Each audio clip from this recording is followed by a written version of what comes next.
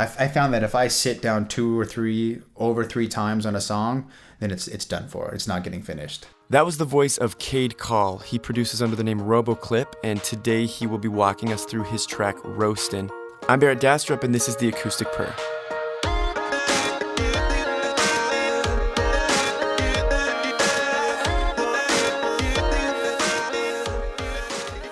My name is Kade. I like to make music under the name Roboclip. I have a list of acapellas, so I'm always hoarding acapellas, and then I use primarily mixed in key, or sometimes I know just by listening to it, and I organize them by keys.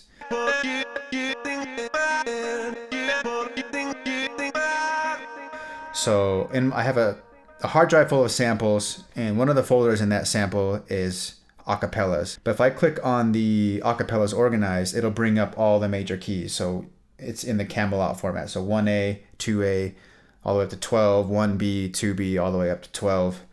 And I'll know, I don't remember what key this song was in, but whatever key I was in, I'll just open up that folder and see what acapellas I have that are in that key. Drag them into the session, and there's a function in Ableton called Slice to MIDI.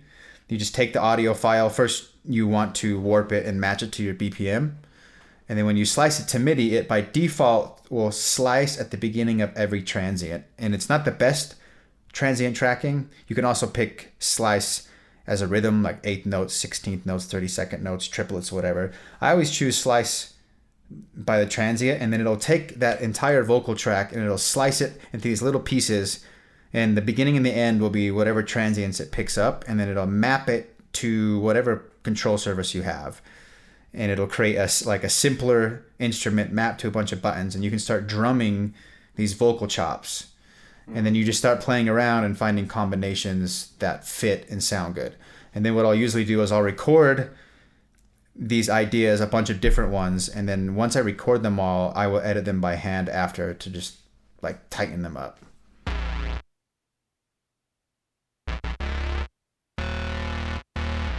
So the chords, like the pad aspect of the chords, during this time I was pretty much only using electric piano soft synths that are stock with Ableton. I'm pretty sure it's an MK2, like just preset that comes with Ableton.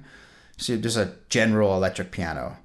And then the bass, at the time, all I did for bass was I created 2 tracks. One was a simple square wave for the top end of the bass, and the sub part of the bass was just a sine wave, as simple as it can get. And then I would play that in MIDI on a keyboard. So the bass line starts out as me having the song on loop, having the instrument pulled up, and then having a MIDI keyboard and playing around and coming up with an idea. Once I do that, I double the idea and create my sub bass. I have them grouped together on the same track, and then I start processing it. I'll play as close as what I want, and then I'll create the 2 tracks, throw them on a bus, and the bus will usually have like a compressor. For this song, a JJP bass preset, played around with it. I'll usually widen it, play around with the treble and the bass. So I'll throw both the sine wave and the square wave into this bus. Once I get it perfect, I will resample that bus to a single track. So I no longer have MIDI, I just have an audio recording of this bass. Delete the old tracks. That's what I call destructive editing. You make choices that you can't go back on. You force yourself to move forward. Sometimes that sucks. And you wish you still had, had the old MIDI settings and the instruments up, but it is what it is. And then once I have it resampled, I will again throw on some compression, some effects, usually saturation and distortion. I'll play around with bit crushers, saturator knobs. There's a knob by one knob. It's a set of knobs that are just like one setting. And I think it's called driver.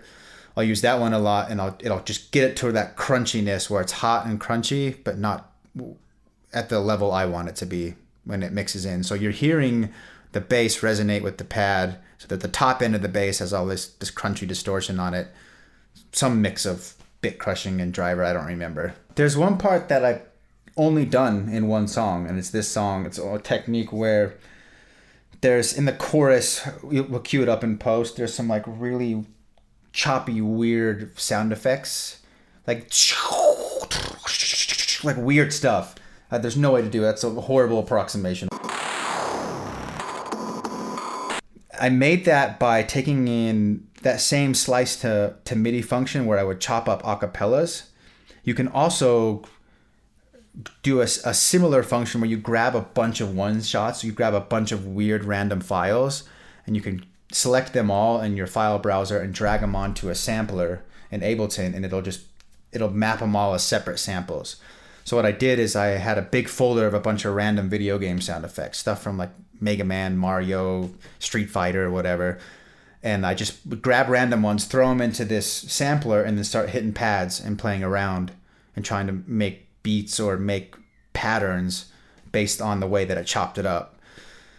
So then I would create a couple ideas, and then once those ideas were done, I would resample them and record them, and then I would throw on Ableton's beat repeat, which just like randomly jacks with stuff's rhythm. And 80% of the time it sucks. It doesn't sound cool. It's like it's offbeat, and I couldn't get it to consistently produce a good result. But every once in a while it would have like a 4-bar section that was money. And I was like, I can't, and I couldn't figure out a way to just have it set up perfect to do that consistently. So every time I render the track, it would be completely different.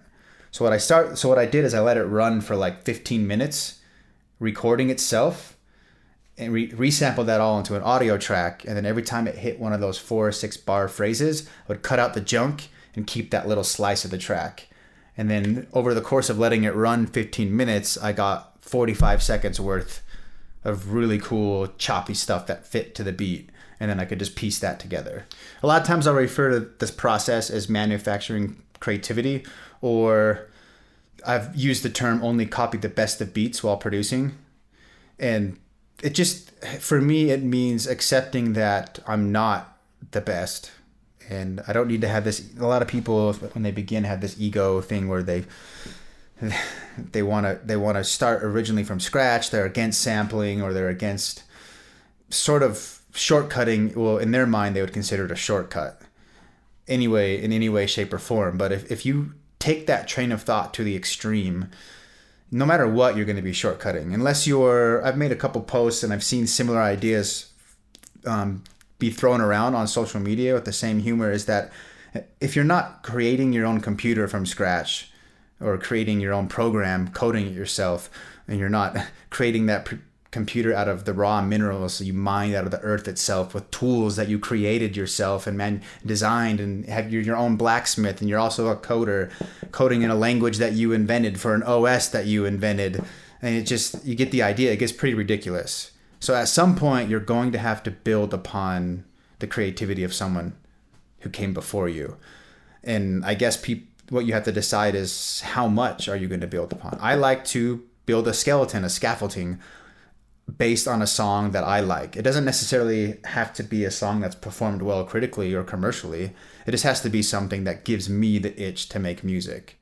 You can find Kade on SoundCloud and Bandcamp, again under the name Roboclip. In a future episode, Kade will be telling us about his remix for the Polish ambassador, Sonido del Sol, so you can take a listen to that. Here is Roastin' by Roboclip.